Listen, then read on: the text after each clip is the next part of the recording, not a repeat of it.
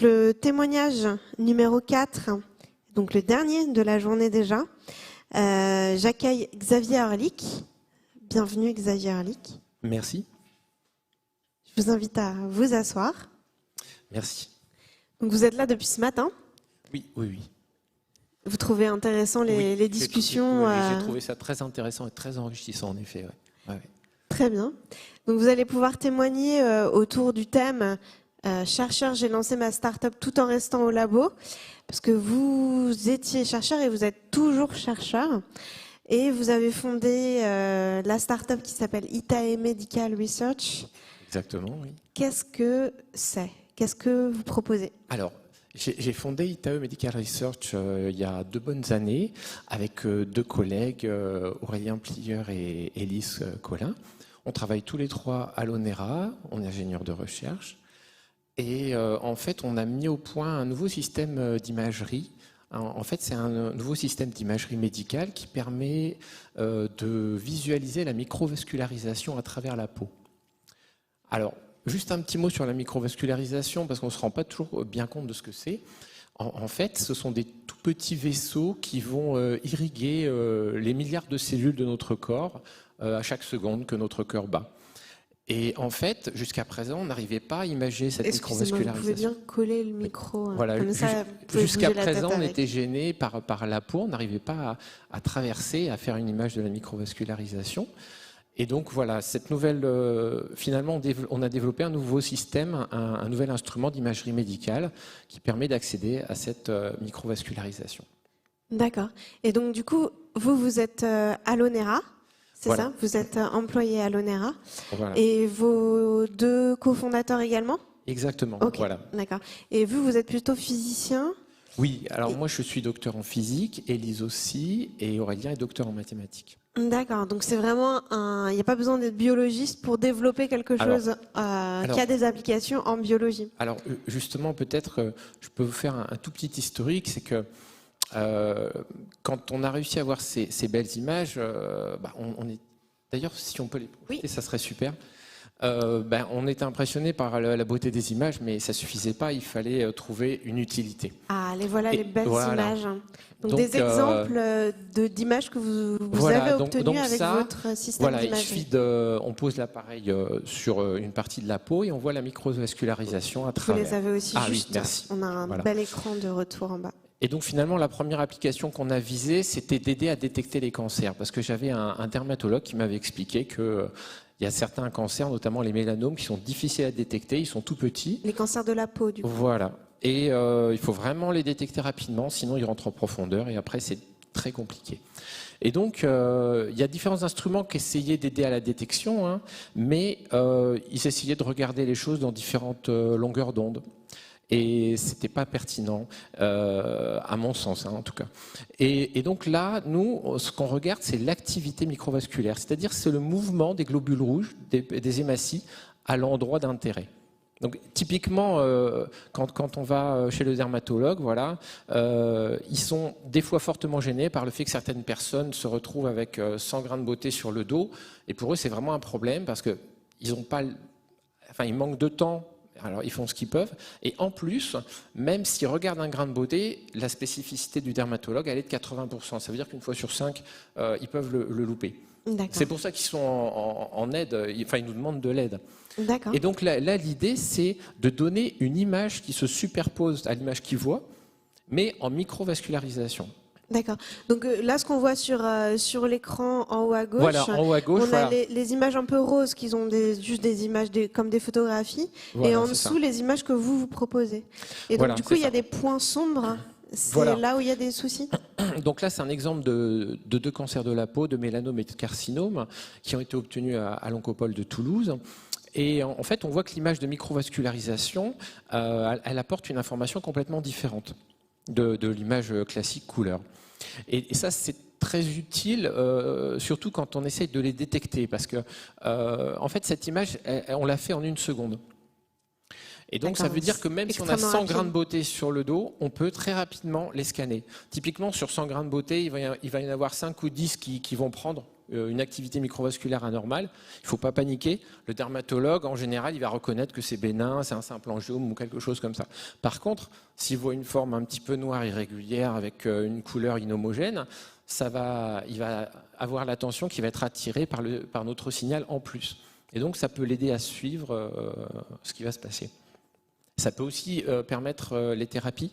Parce que quand on tente des thérapies sur certains cancers, si on voit le signal s'éteindre, ça veut dire que les cellules tumorales ne se nourrissent plus. Et donc que le cancer il est en voie de rémission. Ok. Voilà. Et inversement. Très bien. C'est un bel exemple d'application d'un domaine de la science à un autre domaine médical. de la science au domaine médical. Voilà, c'est pour ça qu'on a énormément besoin des professeurs hospitaliers, parce que maintenant, c'est eux qui font vraiment tout le boulot. Oui, vous êtes en contact avec eux, vous faites des allers-retours en fait, entre leur pratique et vous, les outils que vous développez. Et je les remercierai jamais assez, parce qu'ils sont déjà overbookés, on le sait tous, hein, et ils prennent le temps de tester notre instrument. Et voilà, la plupart des images que vous voyez ici sont des professeurs qui nous ont contactés spontanément, qui voulaient tester le système parce qu'ils se sont rendus compte que ces images de microvascularisation n'existaient pas auparavant. D'accord. Voilà. Et donc, on est en très étroite collaboration avec eux en permanence. Ok. Quand on a préparé l'entretien, vous m'avez dit il y a un grand chercheur qui m'a conseillé de ne pas laisser mourir mon brevet parce que vous aviez déposé un brevet. Oui, tout à fait. C'est ça qui vous a motivé à vous lancer dans l'entrepreneuriat? Oui, en partie. Oui, c'est vrai. Alors, on a déposé un brevet commun CNRS-ONERA. Oui, c'est vrai que quand on a déposé ce brevet, je me suis dit, il y a de fortes chances qu'il meure doucement, parce qu'il y avait encore beaucoup de travail à faire en collaboration avec les praticiens hospitaliers pour pouvoir vraiment faire quelque chose. Et ça demande aussi des adaptations du système. Donc le brevet, c'était vraiment sur la méthode de base, mais après, on développe la méthode vraiment pour chaque application. Et donc, on avait encore besoin d'un chercheur derrière, de plusieurs chercheurs. Et donc, c'est pour ça que finalement, on a monté ITAE pour faire vivre ce brevet, et puis aussi continuer à développer le système pour l'adapter à différentes applications. Donc là, je peux juste faire un petit survol des applications, si ça ne vous dérange pas. Allez-y. Voilà. Par exemple, sur l'image du milieu en haut, là, on voit, ce que vous voyez, c'est mon visage. J'espère que vous ne l'avez pas reconnu. Alors, on voit le bord de mon nez, on voit l'artère faciale et beaucoup de microvascularisation. Donc ça aide beaucoup les chirurgiens. Sur la droite, Evaluation of Donor Heart, ça c'est un superbe projet qu'on a avec l'hôpital Maryland Long. On évalue la microvascularisation des cœurs qui sont sur le point d'être transplantés pour savoir s'ils sont en bon état ou pas. En tout cas, c'est l'objectif. En dessous, vous voyez, c'est un mélanome murin. C'est notre collaboration avec l'IPBS de Toulouse. Et en fait, une grande partie de la recherche contre le cancer se fait à l'aide de souris actuellement. Et là, pour la première fois, on a un instrument qui nous montre la microvascularisation à travers la peau de souris. Et donc, ce que vous voyez sur l'image de droite, c'est les bras microvasculaires qui viennent nourrir la tumeur. C'est la tumeur qui va stimuler ces bras, qui va les créer. Et nous, on les voit grandir au fur et à mesure. Donc ça, c'est le travail de Bastien-Joanne Miquéou et de Muriel Golcio. Et sur l'image de gauche Alors, sur l'image de gauche, là, c'est une problématique des brûlures profondes. Quand quelqu'un se brûle profondément, il se pose la question si la peau va pouvoir se réparer ou pas. Alors, des fois, on essaye de soigner et puis on s'aperçoit qu'au bout de 2 semaines, finalement, la personne a souffert pour rien et qu'il faut la greffer. Donc là, ce qu'on essaye de trouver, c'est un critère qui nous permette de voir un petit peu dans l'avenir, est-ce que la peau va pouvoir ou pas se réparer. Et là, ce que vous voyez sur l'image tout à fait à gauche, c'est ce qu'on appelle de l'épidermisation, c'est-à-dire que c'est la peau qui est justement en train de se réparer et de recréer l'épiderme, en fait. Voilà. Donc en fait, tout ça, ce sont des bien belles images, mais concrètement, pour que ça soit vraiment utilisé de manière courante dans le domaine des hôpitaux et des cliniques, ça demande beaucoup de temps parce qu'il faut vraiment prouver scientifiquement que ça marche. Et c'est là où on a des constantes de temps qui sont très importantes. Oui. De l'ordre d'1 an ou 2. C'est ce qui explique que je suis chercheur retourné au labo, en attendant que tout ça se décante. Exactement, c'est ce que j'allais dire. Dans tout ce que vous dites, c'est du temps long, ça prend du temps.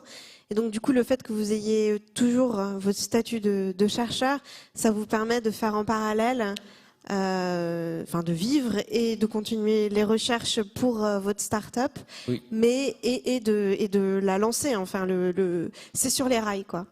Oui, voilà, tout à fait. J'ai oublié de citer le docteur Laura De Luca pour l'épidermisation. Et donc du coup, donc vous disiez, il faut faire beaucoup d'allers-retours, ça prend du temps.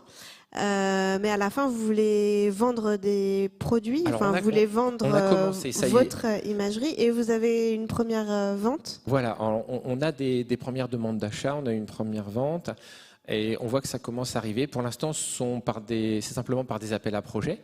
Donc voilà, il y a des ventes qui n'aboutissent pas parce que le projet n'est pas accepté. Mais bon, c'est un petit peu comme ça qu'on comptait démarrer. Puis voilà, on a la chance de toute façon d'avoir notre salaire onéreux, donc on n'est pas dans le stress, et ça, on a beaucoup de chance. Voilà. Le gros du travail est fait maintenant, c'est vraiment les professeurs hospitaliers qui bossent.